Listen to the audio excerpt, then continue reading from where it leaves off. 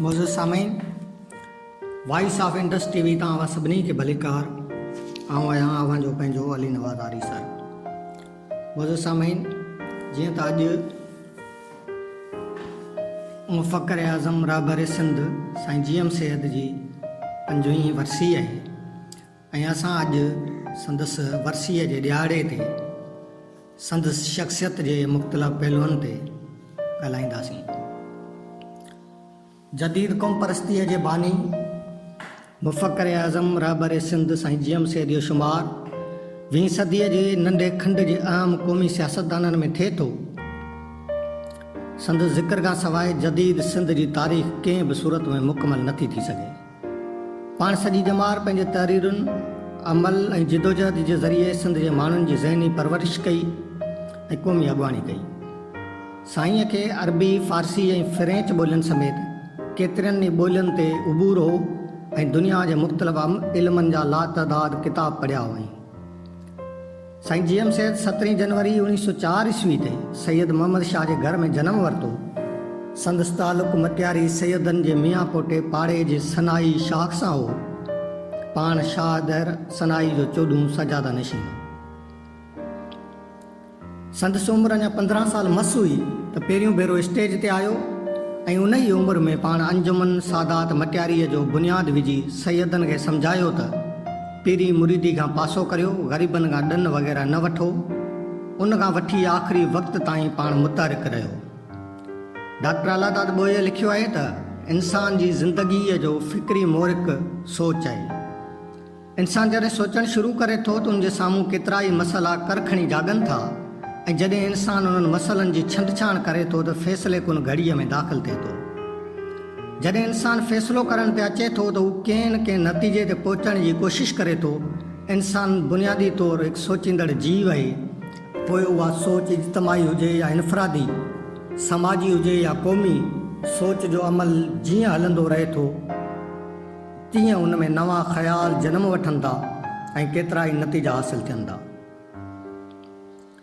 ॿोए साहब जे मथियनि नुक़्तनि जी रोशनीअ में साईं GM सैयद जी ज़िंदगीअ जे सभिनी पासनि खे ॾिसिजे त साईं GM सैयद जी सोच जो दाइरो वसी हो। संदसि सोच इनफ़रादी न पर इज्तमाही हुई।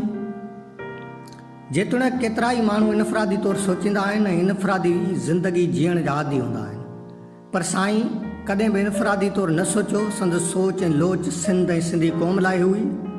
हुन पंहिंजी ज़िंदगीअ जे मुख़्तलिफ़ वक़्तनि में केतिरा ई तारीख़ साज़ फ़ैसिला कया, सियासी तौरु केतिरियूं तब्दीलियूं आंदायूं, पर सोच ऐं फ़ैसिलनि में तब्दील न थिया त संदसि मज़बूत इरादा, तब्दील न थियो त संदसि नज़रियो। अहिड़ीअ रीति साईं GM सैयद जी ज़िंदगी अमल जे मैदान में गुज़री। पाण सदाईं अवाम जे हुजूमनि में रहियो ऐं अवाम सां गॾु रहियो। हिकिड़ो वक़्तु हो जॾहिं पीर मीर वॾेरा भुटे जे शहर में वरितल हुआ। उन वक़्तु सिंध जो शऊर सैयद सां बीठल हो। छाकाणि त सैयद उन्हनि जो रूह जी ॻाल्हि कई हुई, उन्हनि जे अहसासनि खे ज़ुबान सैयद ॾिनी हुई। विरांगे वक़्तु जॾहिं सिंध जे पढ़ियल लिखियल माण्हुनि जी हिकिड़ी वॾी आबादी सिंध खां लॾे हिंद हली वई हुई, उन वक़्तु सैयद ई उहो माण्हू हो जंहिं उन खोट खे महसूसु कंदे अदब छो ऐं छालाए जहिड़ो फ़िक्री मज़मून लिखियो ऐं उन में अदब जे सभिनी पासनि ते तफ़सीली लिखियो ऐं अदीब जे किरदार खे पधिरो कयो।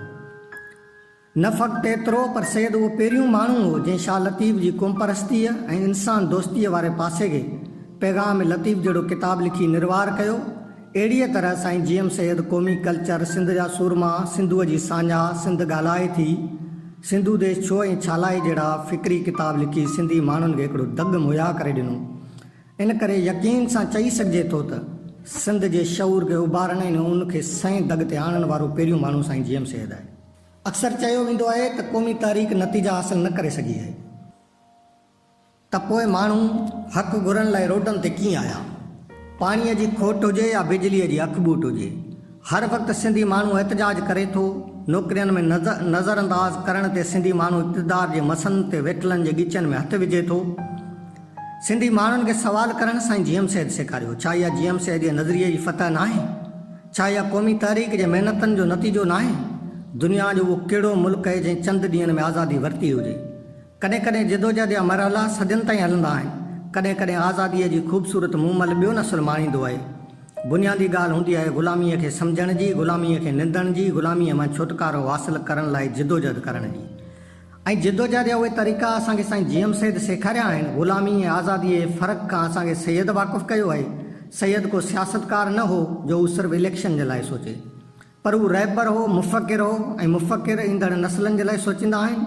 हू उन्हनि नसलनि जे लाइ अहिड़ो ख़ूबसूरत बाग़ पोखे वेंदा आहिनि जंहिंजो मेवो खाईंदे हू सराही महसूसु करे सघनि, लज़त माणे सघनि। सैयद ईंदड़ नसलनि जी सोच पंहिंजे ज़हन में रखी इक़्तिदारी सोच खां पासीरो थियो ऐं ईंदड़ नसलनि जो घाट फ़ख़्र सां ऊचो करण ख़ातिर जेल जूं सहूबतूं सठाई ऐं नज़रबंदियूं भोॻियाई।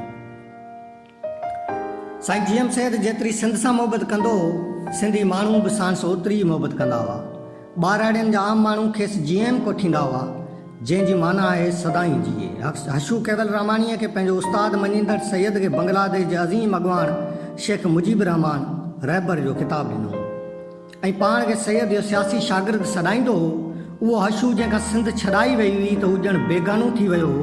भारतीय घिटियुनि में रोलाकियूं कंदड़ हशू माण्हुनि खे चवंदो हो त सिंध अहिड़े माण्हू खे जनमु ॾिनो आहे जेको असांखे ॿीहर सिंध वठी वेंदो, पर उन हशूअ जो हिंद में उहो क़दुरु न थी सघियो ऐं हू रोलाकियुनि में भटकंदे ओचितो गुम थी वियो।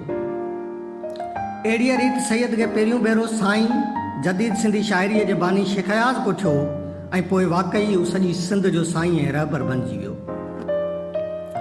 मोहम्मद अमीन खोसो पंहिंजे हर ख़त में सैयद खे मोहबियम मुंहिंजा मोहब लिखंदो हो ऐं साईं जीएम सैद हर क़ौमी कारकुन खे ख़त जे जवाब में मोहबियम लिखंदो हो। वक़्तु ऐं हालतूं इंसान खे घणो कुझु सेखारींदा आहिनि। साईं जीएम सैद बि हालतुनि खां घणो कुझु सिखियो हो ऐं उन्हनि मरहलनि मां गुज़रंदे सिंध जी ॼण त हक़ीक़ी तस्वीर जोड़े वरिती हुई, जंहिं लाइ हुन पंहिंजे मिजाज़ी इश्क जी बि क़ुर्बानी ॾेई छॾी हुई। के माण्हू शख़्सियतूं ठाहींदा आहिनि, के माण्हू तारीख़ जोड़ींदा आहिनि ऐं के माण्हू नज़रियनि जा फातिह हूंदा आहिनि, पर साईं जीएम सैद उहो माण्हू हो जंहिंमें उहे समूरियूं ख़ूबियूं मिड़ी मुठ थियूं हुयूं। खेसि न का फतवा टोड़े सघी ऐं न का तनक़ीद पंहिंजी राह तां हटाए सघी। सैयद जेके शख़्सियतूं ठाहियूं उन्हनि बि पाण मल्हायो। ऐं सम्झां थो सिंध जे अंदरि जेतिरी तनक़ीद साईंअ ते कई वई एतिरी ॿिए कंहिं ते शायदि ई थी हुजे। अॼु जॾहिं शऊर जूं ॾियाटियूं ॿरण लॻियूं आहिनि त उहे समूरा नक़ाद खे पंहिंजो रहबर तस्लीम करण ते मजबूर थिया आहिनि। साईं जेके बि फ़ैसिला कया से वक़्त था कया। जेतोणीकि चयो वेंदो हो त सैयद वक़्त खां अॻु में आज़ादीअ जो नारो ॾिनो। उन हवाले सां वाज़ा कंदो हलां त वञी उनखे दौर में जॾहिं साईं बज़्म सूफ़िया सिंध जो बुनियादु विधो हो त हैदर बख़्श जतोई समेत सभिनी हुनजी मुखालफ़त कई हुई त हिन कहरी दौर में अहिड़ी ॻाल्हि करणु सवाइ नुक़सान जे ॿियो कुझु बि पले न पवंदो, पर उते मौजूदु शेख अयाज़ चयो हो त सैयद जो वक़्ताए थो फ़ैसिलो आहे, छाकाणि त जेसि ताईं इक़्तिदारी दुनियनि खे इहा ॻाल्हि सम्झ में ईंदी तेसि ताईं हीअ तारीख़ घणो अॻिते निकिरी चुकी हूंदी। पोइ वक़्तु साबित कयो त बज़्म सूफ़िया सिंध में हिकिड़ी अहिड़े शऊर खे उभारियो ऐं फ़िक्र जी अहिड़ी लाट ॿारी जो हुनखे विसाइणु हुननि जे वस में न रहियो। साॻिए तरीक़े सां साईंअ जॾहिं जीअं ॾिठो ऐं मूं जहिड़ो किताबु लिखियो हो तॾहिं बि अक्सरियत राय इहा हुई हीउ किताबु हिन वक़्तु न लिखणु घुरिबो हो। नतीजे तौरु उहो किताबु छपियो ऐं बंदिश बि पई, पर तारीख़ सैयद उन सोच जो अभ्यास करे छॾियो आहे जो अॼु उहो ई किताबु सिंधी, उर्दू, अंग्रेज़ी ऐं ॿियनि ॿोलियुनि में छपजंदो रहे थो ऐं ॾींहों ॾींहुं उन किताब जी अहमियत वधंदी रहे थी। सकाफ़ती ॾींहुं मल्हाइण जा ऐलान अॼु खणी केर बि करे, पर सकाफ़त खे उजागर करण वारो सैयद ई आहे। अॼु जी सॼी सिंध टोपी अजरक ते झुमरियूं थी हणे त इहो ॿिज बि सैयद जो छटियल आहे। इहा सैयद जी सोच ऐं नज़रिए जी कामयाबी आहे। सैयद लाइ चयो वेंदो हो त हू दरियो आहे, पर हुनजी ज़िंदगीअ जो जाइज़ो वठिजे त साईंअ जहिड़ो मुतक़ी ऐं परहेज़गार ॿियो को कोन हूंदो। साईं जा ख़ुतबा पढ़ी ॾिसजनि, उन्हनि में क़ुर पाक जूं आयतूं मौजूदु आहिनि ऐं ॿियनि मज़हबनि जी तालीमात जा बि अक्स मौजूदु आहिनि जिन जी साईंअ तशरीफ़ पिणु कई आहे। साईं कारकुननि सां औलाद खां बि वधीक प्यारु कंदो हो। अॼु को हिकिड़ो अहिड़ो लीडर ॾेखारियो जेको अहिड़ो अमल कंदो हुजे। इन करे साईं जीएम सैद खे सम्झणो आहे त हुनजे जीवन में जाती पाइणी पवंदी, संदसि ज़िंदगी ऐं अमल खे परखणो पवंदो। दोस्तो, अॼु असां अव्हांजे अॻियां सिंध जे अज़ीम क़ौमी अॻवान जदीद क़ौम परस्तीअ जे बानी साईं जीएम सैद बाबति ॻाल्हियूं कयूं। असांजी हीअ वीडियो जेकॾहिं अव्हांखे पसंदि आई हुजे त ज़रूरु शेयर कजो ऐं असांजे हिन YouTube channel voice of Indus TV खे वधि खां वधि सब्सक्राइब कजो ऐं असां कोशिशि कंदासीं त तव्हांखे हर भेरे कंहिं अहम माण्हूअ मुतलिक़, आम शख़्सियत मुतलिक़, सिंध जे आलमनि, अदीबनि ऐं सूरमनि मुतलिक़ वधि खां वधि मालूमात फ़राहम कंदा रहूं। ऐं हाणे अवां पंहिंजे मेज़बान अली नवाज़ आरी सर खे ॾींदा इजाज़त। सिंध सलामत, साथ सलामत।